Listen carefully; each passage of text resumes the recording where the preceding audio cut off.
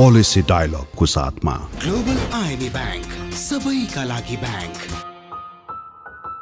राष्ट्रिय वाणिज्य बैंक, तपाईको आफ्नै बैंक। आफ्नो भनेको आफ्नै हुन्छ। छिटो भनेकै वर्ल्ड लिंक। नेपालमा सर्वाधिक डाउनलोड गरिएको हाम्रो पात्रो एप तपाईका लागि सधैँ सजिलो, सबै सजिलो, किनकि यसमा सबै छ। In association with Nepal telecom, राष्ट्रको सञ्चार। www.nepalwatch.com।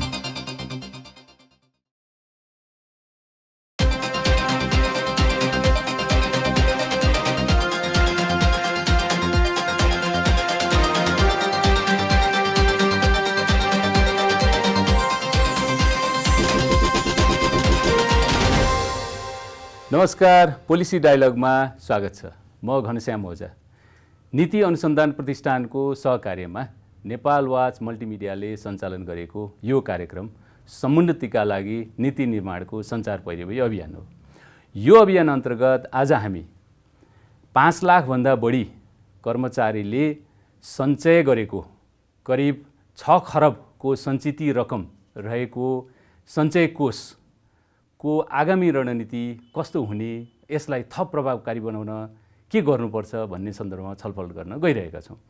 र आजको छलफलको लागि हामीसँग हुनुहुन्छ सङ्घीय मामिला तथा सामान्य प्रशासन मन्त्रालयका सहसचिव सुमन दाहाल। नमस्कार। यसै गरी कर्मचारी सञ्चय कोषका सहप्रशासक जीवन कटुवालज्यू, यहाँहरूलाई कार्यक्रममा स्वागत छ। नमस्कार। आजको कार्यक्रम म जीवन कटुवालज्यूबाट सुरु गर्न चाहन्छु। कर्मचारी सञ्चय कोष पछाडि यो नागरिक लगानी कोष, त्यस्तै सामाजिक सुरक्षा कोष जस्ता कोषहरू आए। सङ्घीय मन्त्रालय तथा निकायहरूबाट पनि झन्डै 80 भन्दा बढी सुरक्षा कोष सम्बन्धमा कार्यक्रमहरू सञ्चालनमा छन्। र पछिल्लो कालमा प्रदेश र स्थानीय तहमा पनि अवकाश कोष सम्बन्धमा अलिअलि यो अन्यल चाहिँ सिर्जना भएको छ। र यो वास्तवमा कसरी यो स्थिति आयो होला? वास्तवमा यो सामाजिक सुरक्षा भन्ने बित्तिकै एउटा फिलोसोफिकल एस्पेक्टबाट हेर्ने गरिन्छ। यो वर्ल्ड वाइड इस्यु पनि हो। हामीले प्रयोग गरेको सामाजिक सुरक्षाले चाहिँ जनताका मिनिमम आवश्यकताहरू चाहिँ प्रत्याभूत गरोस्, जनतालाई चाहिँ एउटा अभावको महसुसबाट गुज्रिनु नपरोस्, र जनतालाई चाहिँ एउटा यो सामाजिक सुरक्षा सुविधाले चाहिँ जनतालाई चाहिँ एक किसिमको सुरक्षण प्रत्याभूत गर्ने उपकरणको रूपमा प्रयोग हुँदै जाओस् भन्ने अभिप्रायले यो सामाजिक सुरक्षाका स्किमहरू सञ्चालन हुने गर्दछ। हजुरले गरिरहेको प्रश्नमा चाहिँ हामीले के जोडेर हेर्नुपर्छ भन्दाखेरि टोटल पपुलेसनको एउटा विशेषता कस्तो छ र श्रम बजारको स्थिति कस्तो छ भनेर हामीले अलिकति विश्लेषण गरेर हेर्नुपर्ने हुन्छ। यसरी हेर्दाखेरि चाहिँ नेपालको टोटल पपुलेसनलाई चाहिँ हामीले 2 भागमा बाँडेर हेर्छौँ। 2 भागमा बाँडेर हेर्दाखेरि के हुन्छ त भन्दा एउटा पुअरर ग्रुप जसले चाहिँ आफ्नो केही पनि योगदान गर्न सक्दैनन् जो राज्यले दिएको सुविधामा, भने त्यस्तो ग्रुपलाई हेर्ने दृष्टिको राज्यले अलिक फरक लिने गर्दछ। र अर्को एउटा ग्रुप हुन्छ श्रम बजारमा आफ्नो श्रम चाहिँ बेचिरहेको र आफ्नो आय आर्जनमा सहभागी भइरहेको वर्ग हुन्छ, जसले चाहिँ आफ्नो आम्दानीबाट केही योगदान गर्न सक्ने अवस्था सिर्जना हुन्छ। यसरी देशको टोटल पपुलेसनलाई बाँडेर हेर्दाखेरि चाहिँ हाम्रो देशमा पनि यो खालको प्र्याक्टिस, यही खालको प्र्याक्टिस हुँदै गयो र योगदान गर्न सक्ने समूहलाई चाहिँ व्यवस्थित गर्दै जाने सन्दर्भमा चाहिँ 1991 सालदेखि नै कर्मचारी सञ्चय कोषको अवधारणाले बीजारोपण गरेको पाइन्छ र पछिल्लो समय चाहिँ 2019 सालदेखि कर्मचारी सञ्चय कोषको स्थापना भयो। हजुरले भने जस्तै कर्मचारी सञ्चय कोष आइसकेपछि हाम्रो देशमा नागरिकको बचतलाई पनि एउटा सुनिश्चित गर्ने र क्यापिटल फर्मेसनबाट देशको विकास गर्ने अभिप्रायले नागरिक लगानी कोषको स्थापना पनि भएको देखिन्छ 2047 सालमा।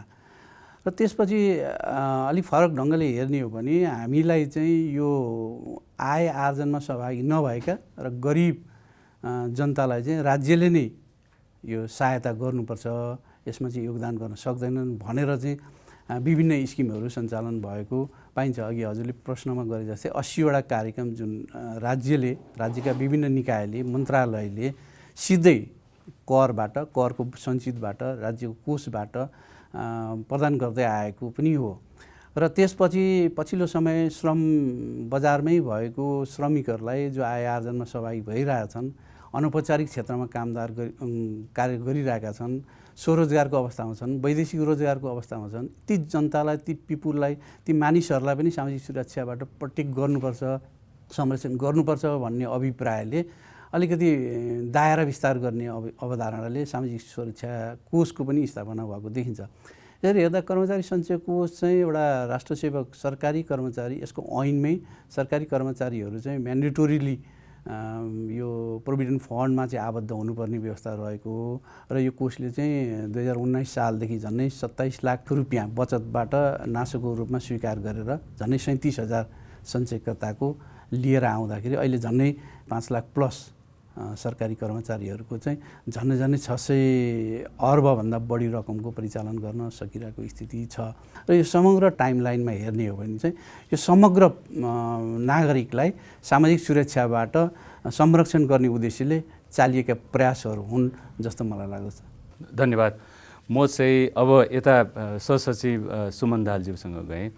यो प्रदेश र स्थानीय तहमा अवकाश कोषका विषयमा अलिकति अन्यल छ र यस सम्बन्धमा एउटा अध्ययन भएर अध्ययनको रिपोर्ट पनि आइसकेको छ र वास्तवमा यो अध्ययनले के देखायो त अलिकति त्यस विषयमा अलिकति भनिदिनुहोस् न।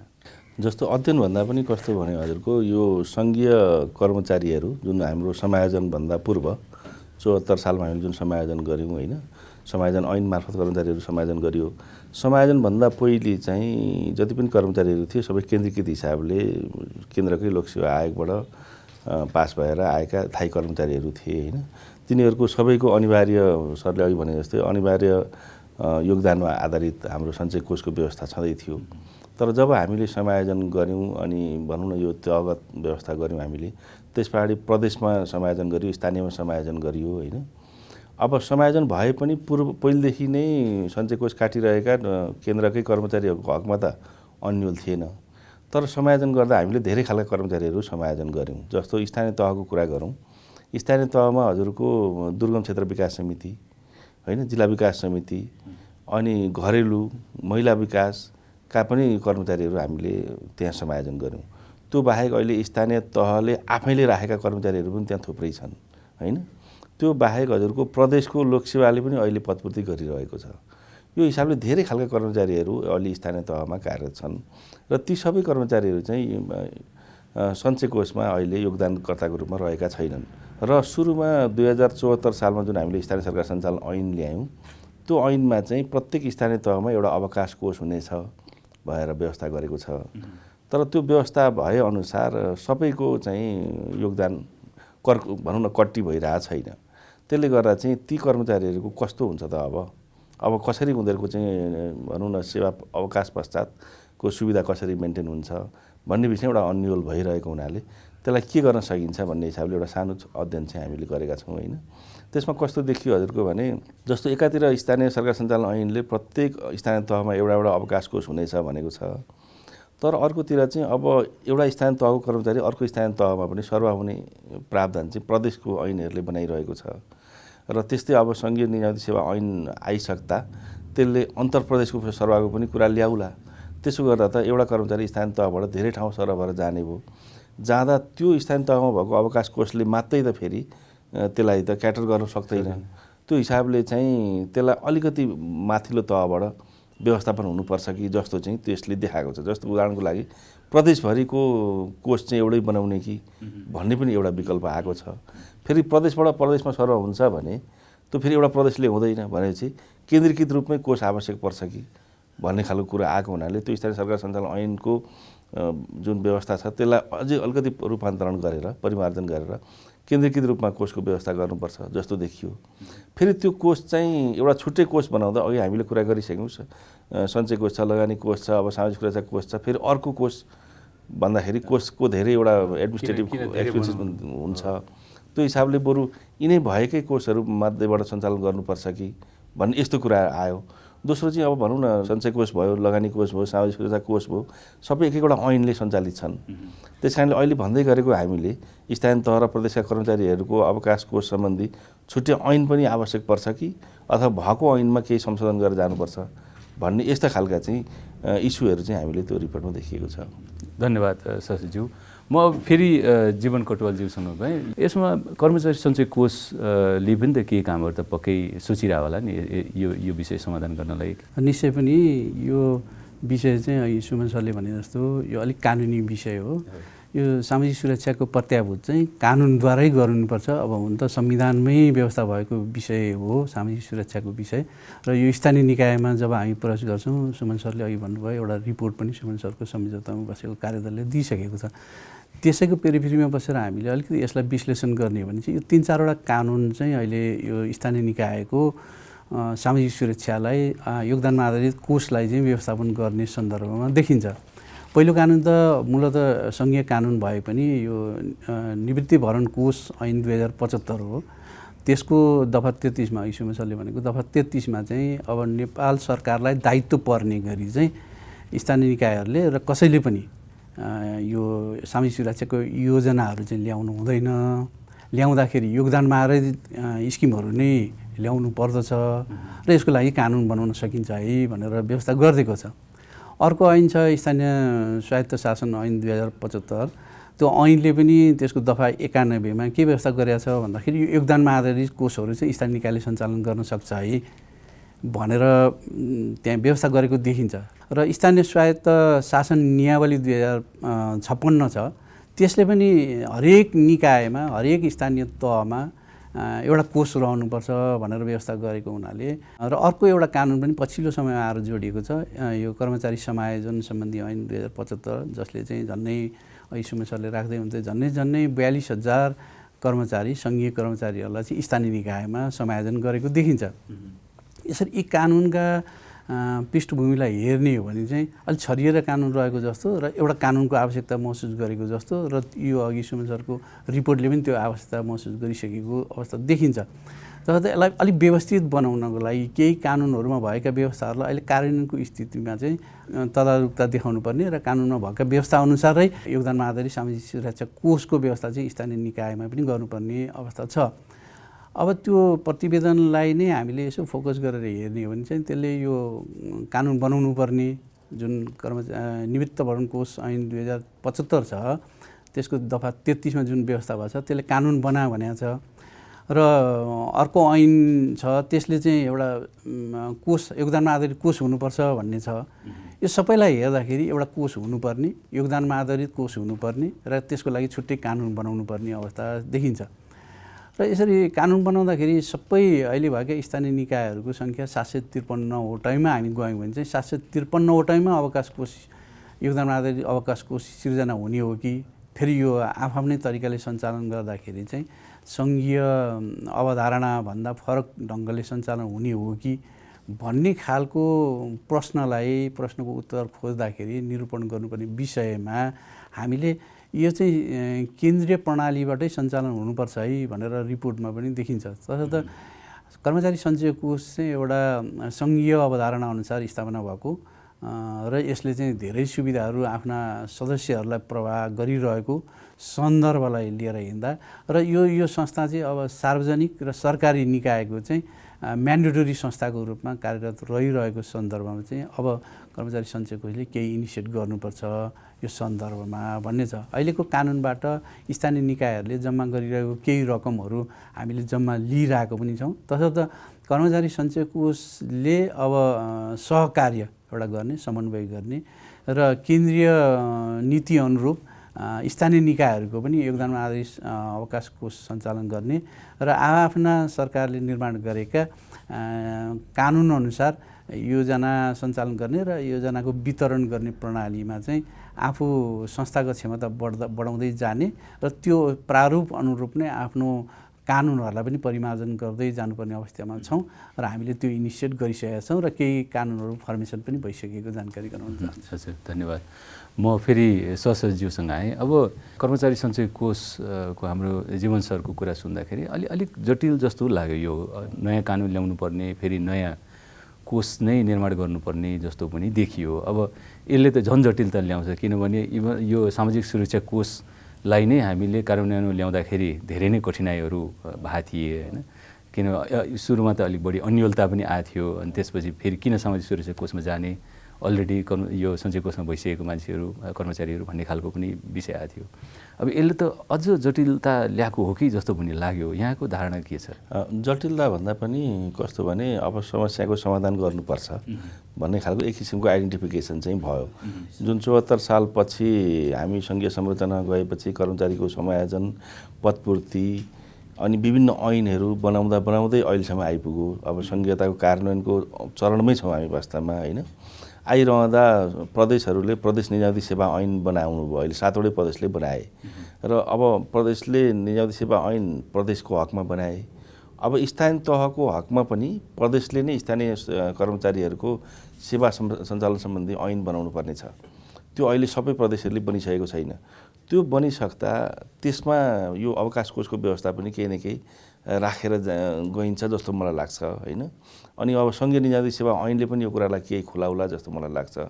तथापि कुरा के आयो भने स्थानीय तहको कुरा बढी गरौँ न अहिले हामी। जस्तो स्थानीय तहमा अहिले मैले यसो क्याटेगोरिकली हेर्दा 8-9 प्रकारका कर्मचारीहरू त्यहाँ छन् हजुर। कुनै स्थानीय तह जस्तो भनौँ न गाविस थियो पहिली, उसले आफै नियुक्ति गरेको कर्मचारी थिए। अनि गाविस त 3-4 गाविस मिलेर एउटा गाउँपालिका बन्यो, नगरपालिका बन्यो। ती 4-5वटा पालिकाका मान्छेहरू त्यहाँ एकै ठाउँमा भेला भए होइन हजुर। त्यो हुँदाखेरि 4-5 खालका कर्मचारी त्यहाँ छँदैछन् आफैमा। त्यसबाट जिल्ला विकास समितिका कर्मचारीहरू त्यहाँ समायोजन भएका छन्। त्यो दोस्रो भयो। तेस्रो मैले अघि नै भनेका विभिन्न खालका समितिहरूका पनि कर्मचारी त्यहाँ समायोजन भएर गएका छन्। अब स्थानीय सरकार सञ्चालन ऐन आउनुभन्दा पहिले पनि हामीसँग स्थानीय स्वायत्त शासन ऐन नियम थिए। स्थानीय स्वायत्त शासन ऐन नियममा पनि के व्यवस्था थियो भने प्रत्येक स्थानीय तहमा, स्थानीय निकाय भन्थ्यो त्यतिखेर, स्थानीय निकायमा चाहिँ आफ्नै एउटा अवकाश कोष रहनेछ र त्यसमा चाहिँ कट्टी गर्नुपर्ने छ भनौँ न, आफ्नो अंश कट्टी गर्नुपर्ने छ भन्ने व्यवस्था भएको हुनाले त्यतिखेरदेखि नै केही पैसाहरू त्यहाँ जम्मा गरेका र पालिकाहरूले आफ्नो बजेटबाटै विनियोजन गरेर वर्षेनी भनौँ न यति पैसा राखेर एउटा कोष बनाएका थिए। ती कोषहरू चाहिँ पालिकाहरू समायोजन हुँदा, मर्ज हुँदा ती पैसाहरू पनि एक ठाउँमा भेला पारे। कति कर्मचारीहरू त्यहाँबाट अन्यत्र समायोजन हुँदा कसैले कोष लिएर पनि गए, कसैले लिएर गएका छैनन्। त्यो हिसाबले अघि जीवन सरले भने जस्तो 75 सालमा जुन निवृत्तिभरण कोष ऐन आयो, त्यो आएपछि अब योगदानमा आधारित नभइकन कसैले पनि अवकाशको भनौँ न सुविधा नपाउने भन्ने कानुनी व्यवस्था भएको हुनाले उसको योगदान त्यसमा रहनुपर्छ भनेर 76 साल साउनदेखि भनौँ न योगदान गराउन थालियो। त्यसमा तर अब सबैको पनि त्यो भएको छैन। 76 सालदेखि भए तापनि सबैको त्यो भइरहेको छैन एकातिर। अर्कोतिर कस्तो छ भने स्थानीय सरकार सञ्चालन ऐनले 10% काट्नुपर्छ भनेको छ। फेरि यो निवृत्तिभरण कोषले 6% काट्नुपर्छ भनेको छ। त्यस कारण 10% र 6%को दुईवटा त्यो त्यसमा पनि अलिकति भिन्नता छ। अनि अर्को चाहिँ के छ भने भनौँ न सञ्चय कोषबाट अथवा निवृत्तिभरण कोषबाट हुँदाखेरि उपदान, पेन्सनसम्म पाउने कुरा हुन्छ। तर यहाँ बिदाको पैसा, उपचारको पैसाहरू पाउने पनि कुरा छ कि त्यो कुरा फेरि कुन ऐनले समेट्छ त, कुन प्रोभिजनले समेट्छ? त्यो 6%ले त समेट्दैन। त्यस कारणले गर्दा त्यसमा कसरी पैसा हाल्ने? अर्को चाहिँ अहिलेसम्म काटेका पैसाहरू जुन पालिकाहरूमा आफ्नो तहमा साना कोषमा रहेका छन्, ती कोषहरूलाई चाहिँ एक ठाउँमा भेला पारेर सञ्चय कोष अथवा लगानी कोष अथवा सामाजिक सुरक्षा कोष कुन कोषसँग चाहिँ त्यसलाई एट्याच गराउने र त्यसको विधि के हुने होइन। र अहिलेसम्म नकाटेका कर्मचारीहरू यदि अब रिटायर हुँदैछन् भने उनीहरूलाई कति वर्षदेखिको कसरी हिसाब गराउने, त्यसको त्यो कसरी योगदान गराउने र अनि उसले चाहिँ अवकाशको सुविधा पाउँछ भन्ने अलिकति प्राविधिक कुराहरू पनि जटिल बाँकी नै छ।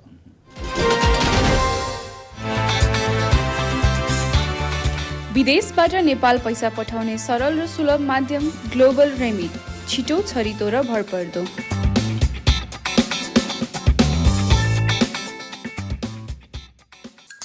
अरूको त थाहा भएन, तर नेपाल टेलिकमले भने फाइबर इन्टरनेट उही पैसामा 250% सम्म बढी दिन्छ।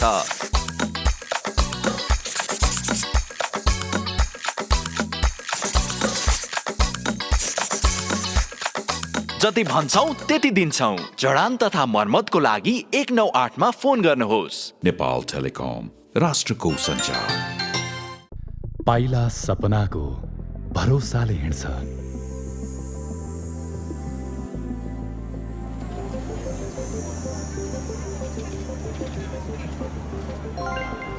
कठिन भए नि आफ्नो सपना आफ्नै हुन्छ।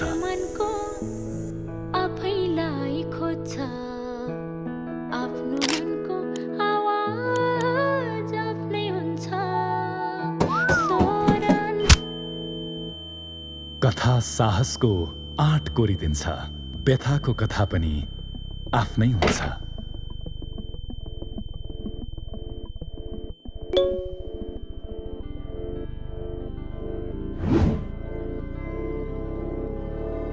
आफ्नै सुन्ने, आफैलाई खोज्ने नयाँ युगमा पनि आफ्नो भनेको आफ्नै हुन्छ। राष्ट्रिय वाणिज्य ब्याङ्क, सम्पूर्ण डिजिटल कारोबारका लागि डिजिटल संसार।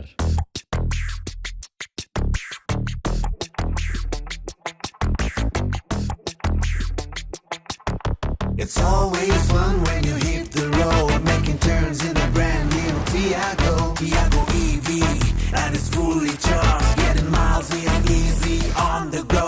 Go EV with Tiago EV, go EV with Tiago EV. Beauty with twist, future of streets, Tiago EV is hard to beat. Na na na na, boom gam drive madam, saki boom down rides upon. Naya EV, मेरो Tiago EV, from the lights are super fun. Elders love it, so do the young. It's safe, it's grateful, gets the fun. Go EV, with Tiago EV, go EV, with Tiago EV. Beauty with beast, future of streets, Tiago EV is hard to beat. Na na na na.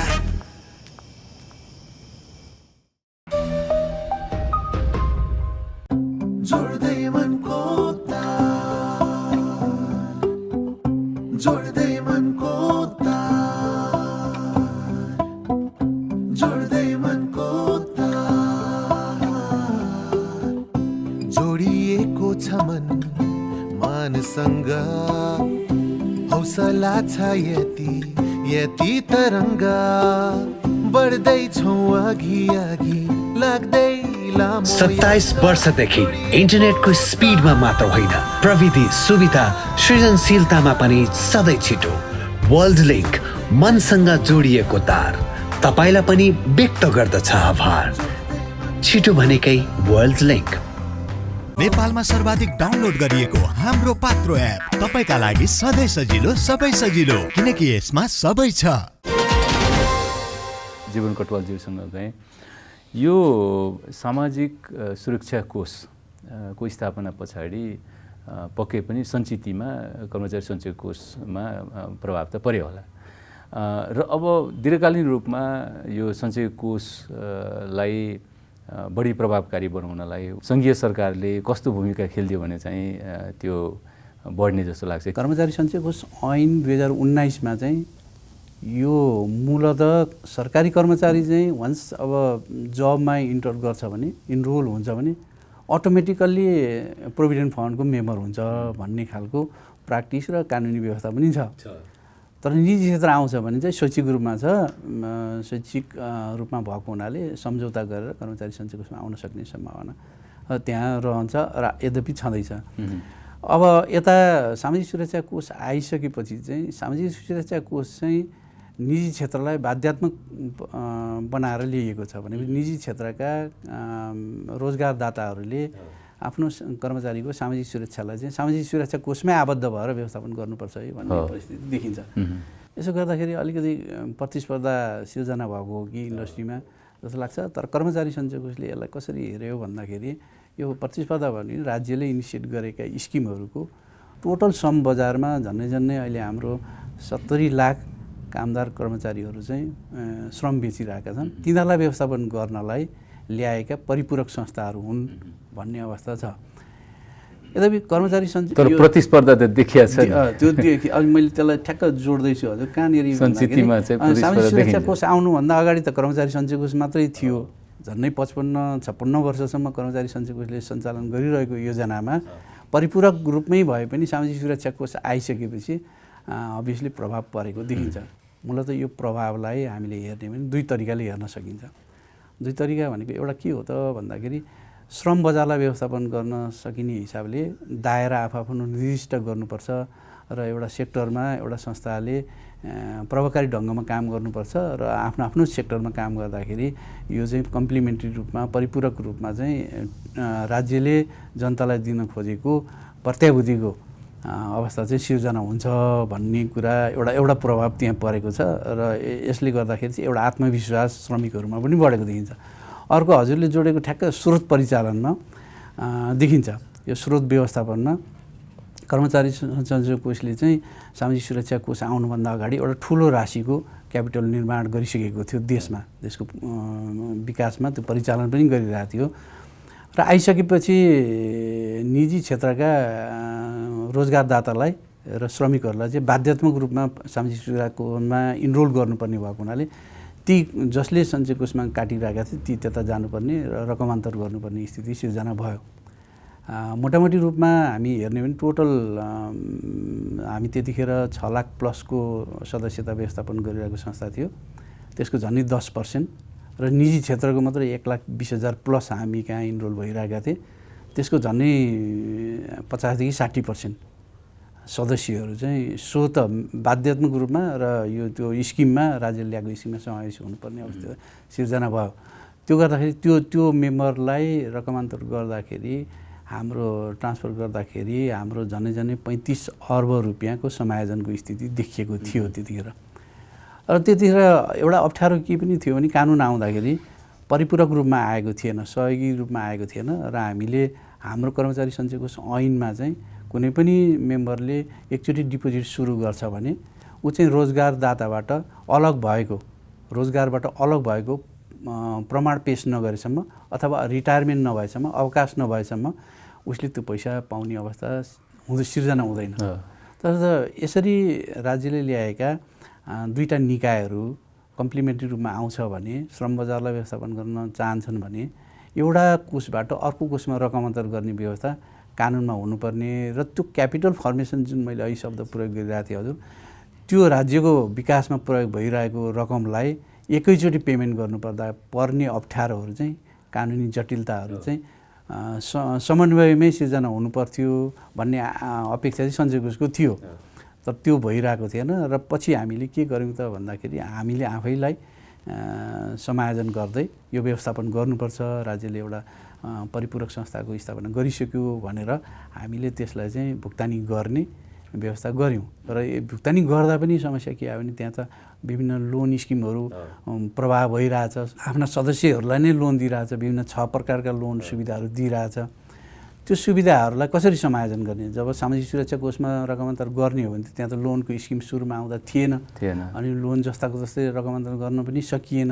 पछि सामाजिक सुरक्षा कोषले मेम्बरहरूलाई loan दिने scheme पनि ल्याएको छ, तर सुरुको अवस्थामा त्यो नभएको हुनाले विभिन्न यस्ता खालका कठिनाइहरू सिर्जना भएको र पैसा चाहिँ व्यक्तिगत रूपमै भुक्तानी भएर गएको र एउटा ठुलो क्यापिटल चाहिँ एउटा भनौँ न बिचैमा समय म्याचुर नहुँदैखेरि अवधि समाप्त नहुँदै भुक्तानी भएको स्थिति देखियो। सहसचिवसँग फेरि जान चाहेँ, जस्तो के देखिन्छ भन्दाखेरि हामी गहिरो अध्ययन नगरिकन कोष निर्माण गर्नतिर लागे जस्तो देखिन्छ। त्यसले गर्दाखेरि भएकै संस्था पनि यो नयाँ संस्थासँग प्रतिस्पर्धा गर्नुपर्ने देखियो। दोस्रो चाहिँ नयाँ संस्था सिर्जना गर्दाखेरि भनेको त्यसमा लाग्ने प्रशासनिक खर्च पनि धेरै छन् होइन। किन यस्तो चाहिँ यो खालको प्रतिस्पर्धात्मक यो चाहिँ हुन गयो होला? किन यहाँ त योजना आयोगमा पनि धेरै समय बसिसक्नु भएको छ होइन, यो नीतिगत कता यो किन यो के कारणले यस्तो हुन गयो? जस्तो अब यसमा म कहाँबाट सुरु गरौँ भने, जस्तो हामीले 72 सालमा जुन नयाँ संविधान बनायौँ त्यो संविधानले के भन्यो भन्दाखेरि सबै श्रमिकलाई तपाईँको भनौँ सामाजिक सुरक्षाको हक हुनेछ भएर मौलिक हकमै त्यो कुरा राखियो। जसले श्रम बेच्छ भने उसको चाहिँ सामाजिक सुरक्षा राज्यले ग्यारेन्टी गर्नुपर्छ भएर मौलिक हकमा लेखिसकेपछि अब त्यसलाई भनौँ न सम्बोधन गर्ने त भन्दाखेरि अब हामीले 2-3वटा ऐनहरू बनाएर ल्यायौँ। जस्तो निवृत्तिकरण कोष ऐन ल्यायौँ, सामाजिक सुरक्षा कोष ऐन ल्यायौँ। किनभने मैले यही बिन्दुमा यहाँलाई सोध्न खोजेको, त्यो व्यवस्था संविधानमा आयो त हामीले भएकै संस्थाको ऐनमा कार्यक्षेत्र बढाउन सक्थ्यौँ होला, त्यसको संशोधन गर्न सक्थ्यौँ होला। नयाँ संस्था हामीले किन निर्माण गर्नतिर लाग्यौँ? सरले भनेको सही हो। जस्तो कर्मचारी सञ्चय कोषले काम गरिरहेको थियो, उसले विशेष गरेर सार्वजनिक क्षेत्रमा सरकारी क्षेत्रमा काम गरेका कर्मचारीहरूको लागि एउटा म्यान्डेटरी अनिवार्य कोषको रूपमा त्यो रहिरहेको थियो होइन। तर जब संविधानले चाहिँ ओभरअल श्रमिकको कुरालाई जुन पोलिसी ओपन गर्यो त्यो ओपन गर्दा सञ्चय कोषको जुन स्ट्रेन्थ छ त्यो स्ट्रेन्थले मात्रै यो निजी क्षेत्रका साना साना संस्थामा पनि गएर फेरि तिनीहरूको पनि योगदानलाई समेटेर सदस्यता लिएर गर्नलाई कतिको सम्भव हुन्छ। किनभने सामाजिक सुरक्षा योजना भएर राज्यले सरकारले घोषणा गरिसकेपछि त्यसलाई चाहिँ एउटा छुट्टै संस्था जसले चाहिँ निजी क्षेत्र विशेष गरेर निजी क्षेत्र गैर सरकारी क्षेत्रमा चाहिँ काम गरोस्। यसको मतलब के हो भने एउटा र अर्को बिचमा कम्पिटिटर होइन कि एउटा र अर्कोको बिचमा चाहिँ परिपूरकको हिसाबले काम गरोस् भन्ने हिसाबले यो ल्याइयो होइन। अर्को चाहिँ के हो भने हजुरले भनेको एकदम सही हो, अलिकति प्रशासनिक खर्चहरू बढ्यो होइन, डुप्लिकेसन भयो। अझ त्यतिखेर त्यो होर्डिङ बोर्डहरू त्यो हरेक पोलमा चाहिँ त्यो राखेको भने त्यसको खर्च त अझ धेरै होला। आखिर त्यो खर्च त तपाईँ हामी जस्तै कर्मचारीले व्यक्तिले तिरेको पैसाको नै हो, राज्यले कहीँबाट अरूबाट पैसा ल्याएको होइन। त्यो हजुरले भनेको सही हो, तर के हो भने त्यो जब नयाँ कोषहरू आउँदै गए त्यस पछाडि श्रमिकहरूलाई चाहिँ एक किसिमको बेनिफिट जस्तो चाहिँ भएको छ। अहिले हजुरले हेर्नु हो भने अहिले कोषहरू बिचमा श्रमिकहरूलाई दिने सुविधामा होडबाजी जस्तो छ। होडबाजी केमा छ त भन्दा प्रतिस्पर्धा चाहिँ केमा छ त भन्दा सकारात्मक हिसाबले, जसले चाहिँ अहिले सञ्चय कोषले पनि धेरै नयाँ योजनाहरू ल्याएको छ, सामाजिक सुरक्षा कोषले पनि धेरै योजनाहरू ल्याएको छ, जसले श्रमिकहरू केही न केही हिसाबले बेनिफिटेड पनि हुँदै गएका छन्। र अन्ततः यदि त्यस्तो अवस्था आयो भने त्यो खालको सहकार्यबाट पनि अगाडि बढ्न सक्ने सम्भावना चाहिँ रहिरहन्छ। त्यस कारणले मलाई जहाँसम्म लाग्छ यो अलिकति प्रशासनिक खर्च बढ्यो भन्ने हिसाबले एकातिर कुरा उठ्यो होइन। अब सञ्चय कोष पुरानो छँदै थियो त्यसलाई कन्टिन्यू गरे हुन्थ्यो भन्ने विषय पनि छ। तर नयाँ आएका कोषहरूले पनि यसले चाहिँ नयाँ स्कोपहरू चाहिँ खोजेको हुनाले र नयाँ सदस्यसम्म एकदम तृणमूल तह भन्छौँ नि हामी, ग्रासरुट लेभलसम्म पुगेको छ अहिले। त्यो हिसाबले चाहिँ केही न केही राम्रै भएको छ भन्ने लाग्छ मलाई। एउटा भइरहेको संस्थाले नै सबै काम गर्न सक्छ भन्ने चाहिँ होइन। जस्तो अहिले हामी 4-5 लाख सदस्यहरूलाई व्यवस्थापन गरिरहेको संस्थाले एकचोटि 60 लाखलाई व्यवस्थापन गर्नु पर्यो भने त्यो सक्दैन कि, उसका जति नै शाखा थपे पनि सक्दैन, किनभने त्यसका कानुनहरू पनि बनाउन सकिँदैन त्यो हिसाबले होइन, त्यो व्यवस्थापन गर्न सकिँदैन। यो तर्कमा चाहिँ मेरो पनि सहमत छ। त्यो हिसाबले श्रम बजार होल श्रम बजारलाई एउटै संस्थाले व्यवस्थापन एउटा सामान्य हजुरको जटिल एउटा सानो रेस्टुरेन्टलाई पनि सञ्चय कोषले क्याटर गर्नलाई धेरै उसका चाहिँ फर्मालिटीहरू पुर्याउनु पर्ने हुन्छ। त्यो हिसाबले त्यसको नयाँ विङ्स त खोल्नै पर्ने थियो। जस्तो हजुरको भनौँ न वाणिज्य ब्याङ्क मात्रै भए हुन्थ्यो नि त, किन हामी अर्को तपाईँको लघु वित्तहरू खोलिरहेको हुन्छौँ भन्दा आफ्नो स्कोप हुन्छ नि यसको, मलाई त्यस्तो लाग्छ है। हजुर धन्यवाद। कर्मचारी सञ्चय कोषका सहप्रशासकज्यूसँग फेरि जान चाहेँ। यो सञ्चित रकमको लगानीको पाटोतिर हेर्दाखेरि चाहिँ धेरै जसो चाहिँ कर्मचारीलाई नै कर्मचारीको घर, कर्मचारीको अन्य प्रयोजनको लागि चाहिँ लोन त्यसरी ऋण गएको देखिन्छ। र पछिल्लो अवस्थामा हेर्दाखेरि चाहिँ सरकारले लिएका ऋणलाई फर्च्योट गर्न पनि कर्मचारी सञ्चय कोष चाहिँ अगाडि आएको र त्यसको चाहिँ लायबिलिटी अलि बढ्न गएको पनि देखिन्छ। अब यसले चाहिँ भोलि त्यो कर्मचारी सञ्चय कोषमा आएको लायबिलिटी त फेरि कर्मचारीकै सञ्चित रकम हो होइन, यसले कतातिर पुर्याउँछ त्यो पाटो पनि बेग्लै होला। त्यो लगानीको क्षेत्रतिर चाहिँ अलिकति किन कमजोर देखिन्छ? किन यो स्टेबल फन्ड हो नि त, यो भनेको त स्टेबल फन्ड हो। यो चाहिँ ठुला ठुला परियोजनामा जसको जेस्टेसन पिरियड लामो हुन्छ, जस्तो प्रोजेक्ट फाइनेन्सिङ हुन्छ नि, प्रोजेक्ट फाइनेन्सिङमा चाहिँ अलि बढी चाहिँ यस्ता खालको कोषहरू प्रयोग हुनुपर्ने हो। यो हजुरले भनेको एउटा पक्षमा सहमत हुन सकिन्छ। यो यसको नेचर, फन्डको नेचर चाहिँ लङ टर्म नेचरकै फन्ड हो। वान्स डिपोजिट स्टार्ट भएपछि यो कन्टिन्यू 25 देखि 30 वर्षसम्म त्यो मेम्बरले पैसा डिपोजिट गरिरहन्छ अन्टिल अनलेस ऊ रिटायर नभएसम्म। भनेपछि के एउटा छ भन्दा यो यसको नाम पनि अर्को अल्टरनेट रूपमा हामी के भन्छौँ त भन्दा सञ्चय कोषलाई लङ टर्म कन्ट्र्याक्चुअल सेभिङ पनि भन्ने गरिन्छ। हजुरले भने जस्तै यो चाहिँ वास्तवमा त्यस्तै खालका लामो समयसम्म फन्डको रिक्वायर भएका, निड भएका, आवश्यकता भएका परियोजनाहरूमा परिचालन गर्नुपर्ने यो अन्तर्राष्ट्रिय प्र्याक्टिस पनि छ र ठुला पूर्वाधार विकासहरूमा राज्यको आवश्यकताअनुसार परिचालन गर्नुपर्ने नेचर पनि हो। त के छ भने कर्मचारी सञ्चय कोष ऐन 2019मै कर्मचारी सञ्चय कोषलाई स्किम व्यवस्थापक मात्रै होइन, यो इन्भेस्टर फन्ड म्यानेजरको हिसाबले पनि स्वीकार गरिरहेको संस्था हो। भनेको यसकै यो ऐनकै प्रावधानहरूलाई हेऱ्यो भने झन्डै 22-23 वटा सेक्टरमा लगानी गर्न सक्ने अवस्था देखिन्छ कानुनमा त।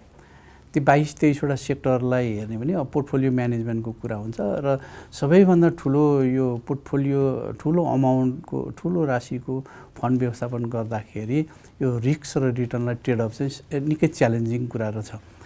अर्को यो सँगसँगै हामीले विश्लेषण गर्नुपर्ने कुरा चाहिँ के रहेछ भन्दा मार्केटको अपर्च्युनिटी के छ त यस्तो ठुला परियोजनामा लगानी गर्न सक्ने रकमहरूलाई चाहिँ ठुलै परियोजनामा लगानी गर्न अवसर सिर्जना भइरहेछ त भन्ने क्वेसन्सको एन्सर खोज्दाखेरि चाहिँ कर्मचारी सञ्चय कोषले चाहिँ बेसिकली यो सञ्चयकर्ता हामी सञ्चयकर्ता भन्छौँ डिपोजिटरलाई सञ्चयकर्तालाई नै उनीहरूकै हितमा उनीहरूकै फाइनेन्सियल निड पुरा गर्नलाई चाहिँ प्रभाव गर्नु उपयुक्त हुन्छ कि भन्ने आशा चाहिँ एकदम पपुलर पनि छ र हामीले झन्नै अघि हजुरले भने जस्तो झन्नै 6वटा स्किम मार्फत यो ठुलो रकम झन्नै 48देखि 50%को हाराहारी टोटल रिसोर्स एक्ज्याक्टली हजुर त्यो हामीले मेम्बरलाई नै परिचालन गर्यो र आफ्नै वित्तीय आवश्यकता पुरा गर्यो र त्यहाँनिर चाहिँ सामाजिक सुरक्षा कोषको अवधारणाबाट पनि हामीले कसरी जोड्यौँ भन्दा मिनिमम अब आवासको एउटा घरको व्यवस्थापन गर पढाइ एजुकेसन लेभल एकाडेमिक लेभल बढाउनलाई शैक्षिक लोन लिऊ भन्ने खालका अभिप्रायले सञ्चयकर्ताको आवश्यकतासँग निडसँग रिसर्च बेसमा स्टडी बेसमा उहाँहरूलाई नै परिचालन गरेका छौँ भनेको झन्नै 50% 48देखि 50% छ त्यो रकम भनेको र बाँकी रहेको रकमलाई चाहिँ हामीले परियोजनाहरूमा विभिन्न परियोजनाहरूमा हामीले लगानी गरेका छौँ 17% हाराहारीमा हाम्रो त्यो सेक्टरमा लगानी छ। यसरी हेर्दा हजुरले भने जस्तो परियोजनामा लगानी गर्नु भनेको चाहिँ एउटा एउटा लिने रिस्कको व्यवस्थापन गर्न सक्ने वातावरण सिर्जना गर्नु पनि हो जस्तो लाग्छ। तर केही परियोजनाहरूमा हामीले लगानी गरेको रकम चाहिँ रिकभरी स्टेजमा पुग्दाखेरि केही प्रयासहरू गर्नुपर्ने अवस्था देखिन्छ। तर पनि आज पनि हामीले एउटा पब्लिकली सञ्चयकर्तालाई एस्योर गराउनुपर्ने विषय के हो भन्दाखेरि चाहिँ हाम्रो रिस्क एसेस चाहिँ भनौँ टोटल लगानीको निकै न्यून पर्सेन्टमा मात्रै त्यो रिस्कमा रहेको सम्पत्ति छ भनेपछि त्यसरी हेर्दाखेरि टोटल लगानी परियोजनामा भएका टोटल लगानी नै त्यस्तो रिकभरी नहुने रिकभरी स्टेजमा खराब भएर जाने र उठ्नै नसक्ने अवस्थामा रहेको देखिँदैन 17% र बाँकी हामीले 6% चाहिँ विभिन्न ब्याङ्क वित्तीय संस्थाहरूको र नेपाल सरकारको गभर्नमेन्ट बन्ड इक्विटी सेयरहरूमा लगानी गरेको छौँ र अरू बाँकी चाहिँ अघि हजुरले भने जस्तो विभिन्न ब्याङ्कहरूको मुद्दती निक्षेपमा लगानी गरेको अवस्था हो त्यो भनेको 27-28% हाराहारीमा आउँछ। बाँकी अदर सम्पत्ति भनेर 1% हारेर हुन्छ। यो यसमा अलिकति फोकस गरेर हजुरले राखिरहेको विश्लेषण गर्न खोजेको क्वेसन चाहिँ के थियो भन्दाखेरि यो ब्याङ्कमा चाहिँ यत्रो पैसा राख्दाखेरि आम्दानीको हिसाबले चाहिँ अलिकति नकारात्मक असर पर्छ कि भन्ने कुरा तर हामीले त्यसलाई पनि विश्लेषण गरेर छ। हामीले त्यो ब्याङ्कमा राखेको पैसा चाहिँ एउटा त अवसर बजारको अवसरले नै प्रेसर भएर त्यो स्थिति सिर्जना भयो।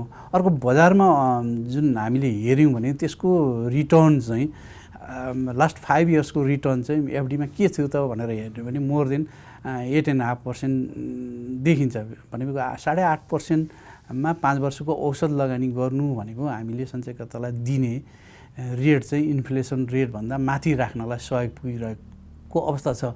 तर हामीले लिक्विडिटी म्यानेजमेन्ट सञ्चयकर्तालाई मागेकै बखत पैसा फिर्ता दिने र अलिकति सञ्चयकर्तालाई बढी रिटर्न दिनलाई बजारमा आएको अवसर ठुलो रेटको एफडीको रेटलाई पनि क्याप्चर गर्ने हिसाबले एफडीको लगानी पनि त्यति साह्रो टोटल पोर्टफोलियोमा रिस्क रिटर्न ट्रेड अफ गर्ने हिसाबले त्यति नकारात्मक चाहिँ देखिँदैन। र इन्फ्रास्ट्रक्चर डेभलपमेन्टको हिसाबले राज्यले इनिसिएट गरेका केही परियोजनामा सञ्चय कोषले लिडिङ रोल गरेको पनि छ। जस्तो हजुरलाई हामीले परियोजनाको नाम दिँदाखेरि राज्यले आवश्यकता गरेका परियोजनाहरू चाहिँ तामाकोशी त्यतिखेर 64-65 सालतिर सञ्चय कोषले इनिसिएट नगरेको भए त्यसको फाइनेन्सियल क्लोजरमा पनि निकै ठुलो समस्या सिर्जना हुनु थियो र ठुलो रकमको परियोजना थियो 456 मेगावाटको परियोजना लगायतका अरू नेसनल करियरहरू राष्ट्र यो हवाई इन्डस्ट्रीहरूमा जुन एयरलाइन्स बिजनेसमा र राज्यले इनिसिएट गरेका र राज्यकै स्वामित्वमा रहेका परियोजनामा चाहिँ सञ्चय कोषको फन्ड चाहिँ प्रयोग गर्नुपर्छ है भनेर राज्यले नीति लिँदाखेरि सञ्चय कोषले लगानी गरेको पनि छ। अलिक अगाडिको अवस्था सम्झिने हो भने त नेपाल ओइल कर्पोरेसनलाई व्यवस्थित गर्ने यो स्थितिमा पुर्याउनलाई सञ्चय कोषले ठुलो योगदान गरेको थियो।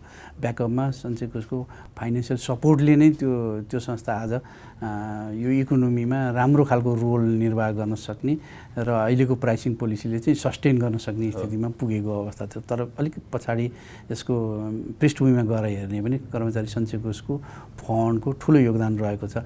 सो राज्यले इनिसिएट गरेको परियोजनाहरूमा हामीले लगानी गरिरहेका पनि छौँ, तर हाम्रै जिम्मामा एउटा सानो अब म फेरि सशजीवसँग म गइहाल्छु। एउटा सानो मात्र प्रश्न, जस्तो यो कर्मचारी सञ्चय कोषको लगानी गर्नुभन्दा अगाडि चाहिँ ड्यु डिलिजेन्स त गर्नुपर्ने हुन्छ नि, कुन क्षेत्र चाहिँ प्रोडक्टिभ हो, कुन क्षेत्रबाट चाहिँ हामीलाई रिटर्न आउँछ भनेर।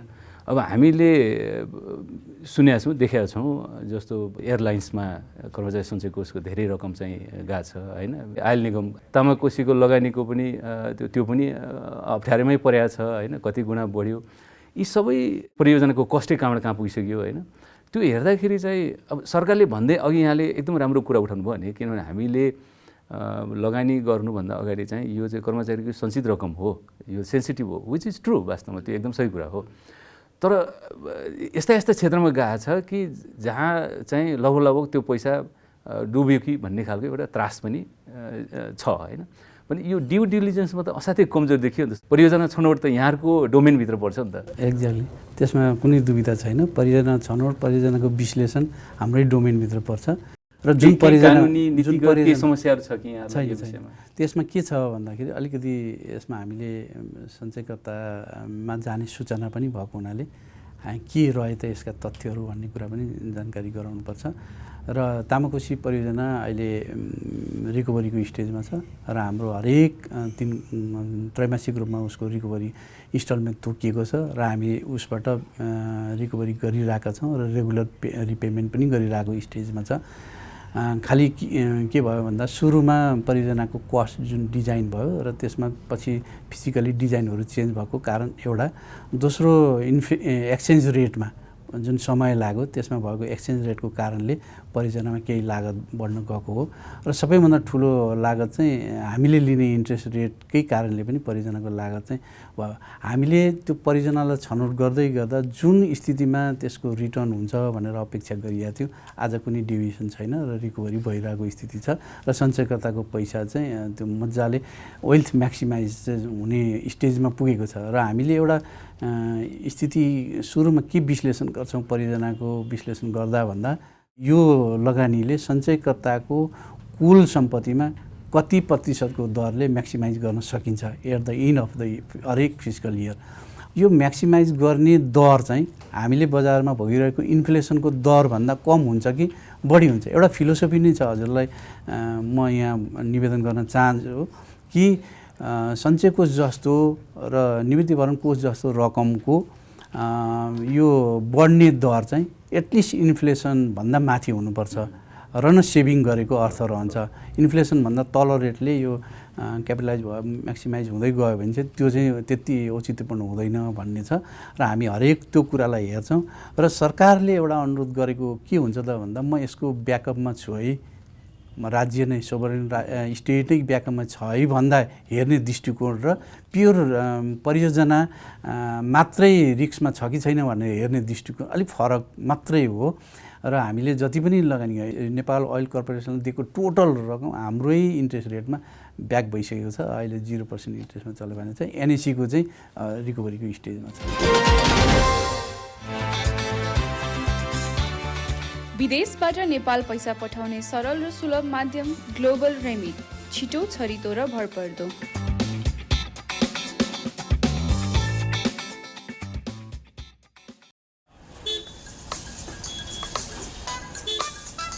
दाइ 1 केजी राम्रो सुन्तला हालिदिनु न। लिनुस् तपाईको 1 किलो सुन्तला। अरूको त थाहा भएन, तर नेपाल टेलिकमले भने फाइबर इन्टरनेट उही पैसामा 250% सम्म बढी दिन्छ। जति भन्छौ त्यति दिन्छौ। जडान तथा मर्मतको लागि 198 मा फोन गर्नुहोस्। नेपाल टेलिकम, राष्ट्रको सञ्चार। कसैले मुस्कुराएर हेर्नुपर्छ, माया नै बसे जस्तो ठान्छौँ। कसैको पहिरन देख्न साथ यस्तो र उस्तो भन्न थाल्छौँ। हामीलाई धारणा बनाउन त कसले पो रोक्छ र। यसै गरी हाम्रो बारेमा पनि यहाँहरूले केही धारणा बनाउँदै हुनुहुन्छ वा बनाइसक्नु भएको छ भने पनि कृपया पहिला हामी कहाँ आउनुहोस्, जहाँ छ अत्याधुनिक ब्याङ्किङ, जहाँ छन् युवा जनशक्ति, जो आफैमा सबल र सफल ब्याङ्क हो, जसको पहुँच सुगमदेखि दुर्गमसम्म छ। त्यसपछि सेवा सुविधा बारे थाहा पाउनुहोस् अनि बल्ल धारणा बनाउनुहोस्। राष्ट्रिय वाणिज्य ब्याङ्क, तपाईको आफ्नै ब्याङ्क। आफ्नो भनेको आफ्नै हुन्छ।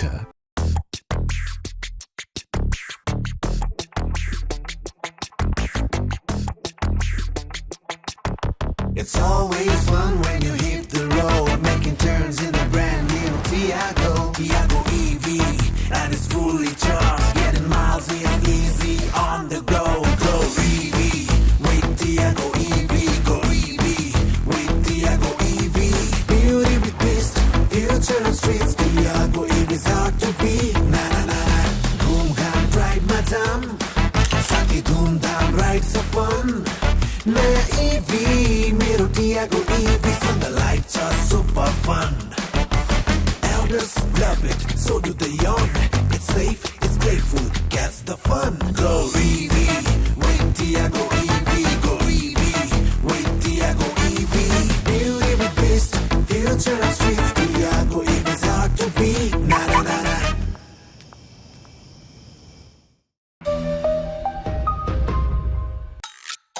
एक प्लेट मोमो प्लिज।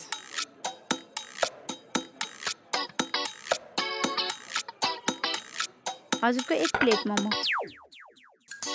अरूको त थाहा भएन, तर नेपाल टेलिकमले भने फाइबर इन्टरनेट उही पैसामा 250% बढी दिन्छ। जति भन्छौ त्यति दिन्छौ। जडान तथा मर्मतको लागि 198 मा फोन गर्नुहोस्। नेपाल टेलिकम, राष्ट्रको सञ्चार। जोड्दै मनको तार, जोड्दै मनको तार, जोड्दै मनको तार, जोडिएको छ मन मानसँग, हौसला छ यति यति तरङ्ग, बढ्दैछौँ अघि अघि लाग्दै 27 वर्षदेखि इन्टरनेटको स्पिडमा मात्र होइन, प्रविधि सुविधा सृजनशीलतामा पनि सधैँ छिटो।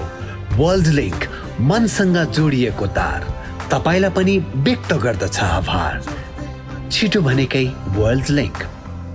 नेपालमा सर्वाधिक डाउनलोड गरिएको हाम्रो पात्रो एप तपाईँका लागि सधैँ सजिलो, सबै सजिलो, किनकि यसमा सबै छ।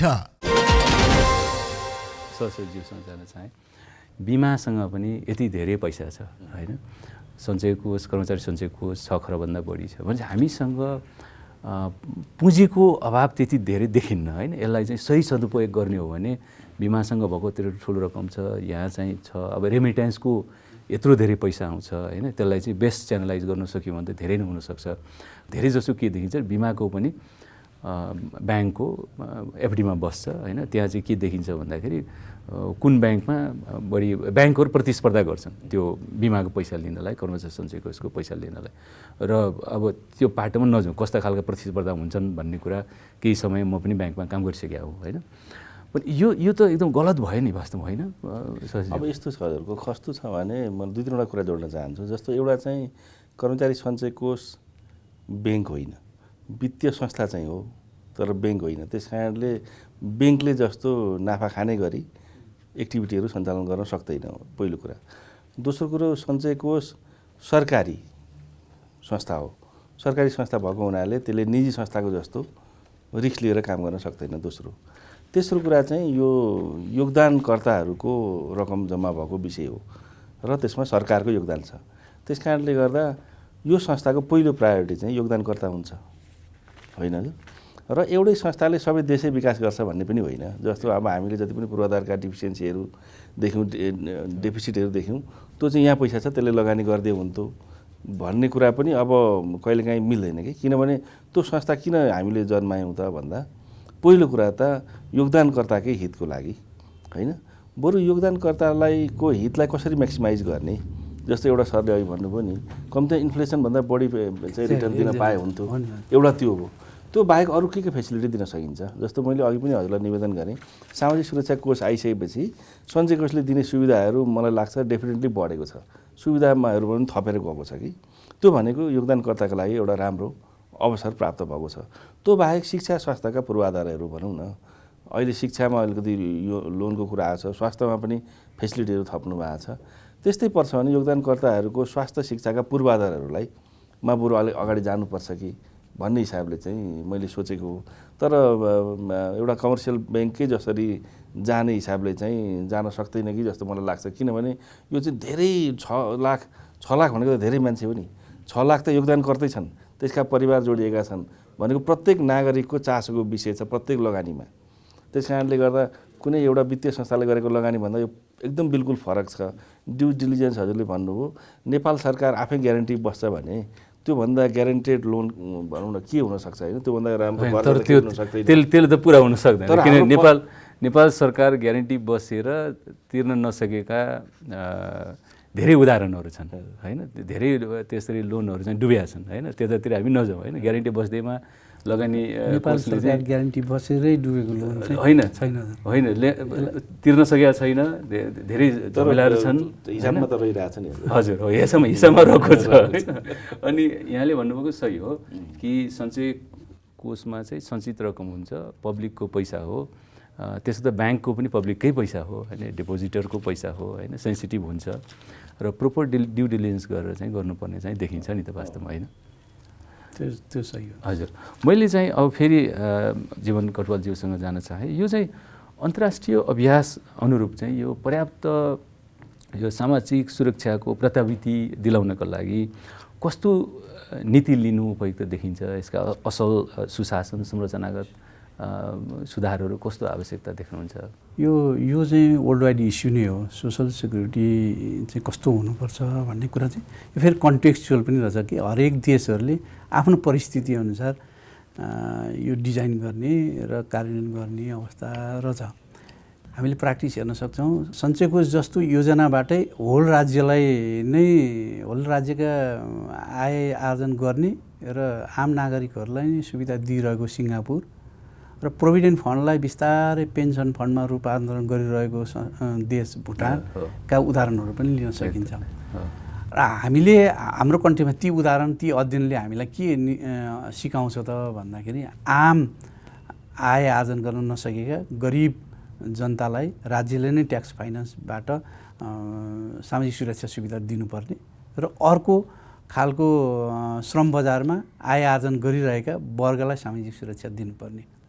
हामी आज योगदानमा आधारित सामाजिक सुरक्षा कोषको अलिकति बहस गरेर एउटा निष्कर्ष निकाल्ने प्रयास गर्दै गर्दा यो श्रम बजारमा रहेका, मैले अघि नै टोटल पपुलेसनमा झन्नै श्रम बेचिरहेका सङ्ख्या चाहिँ झन्नै 80 लाखको हाराहारीमा छन्।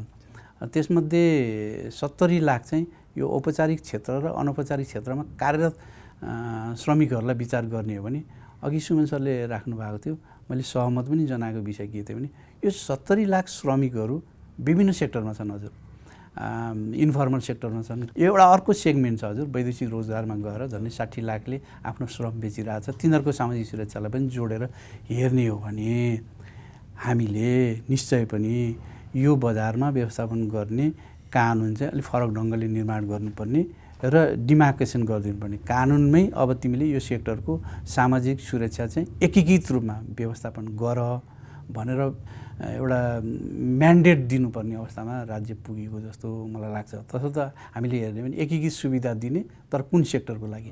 हामी सञ्चय कोषको कुरा गर्दाखेरि के हो त भन्दा सरकारी र सार्वजनिक क्षेत्रका जहाँ 26 लाख हाराहारी कामदार कर्मचारी राष्ट्र सेवकहरू हुनुहुन्छ, त्यसको व्यवस्थापन गर्ने, सामाजिक सुरक्षा व्यवस्थापन गर्ने जिम्मेवारी चाहिँ कर्मचारी सञ्चय कोषले पाउनुपर्छ।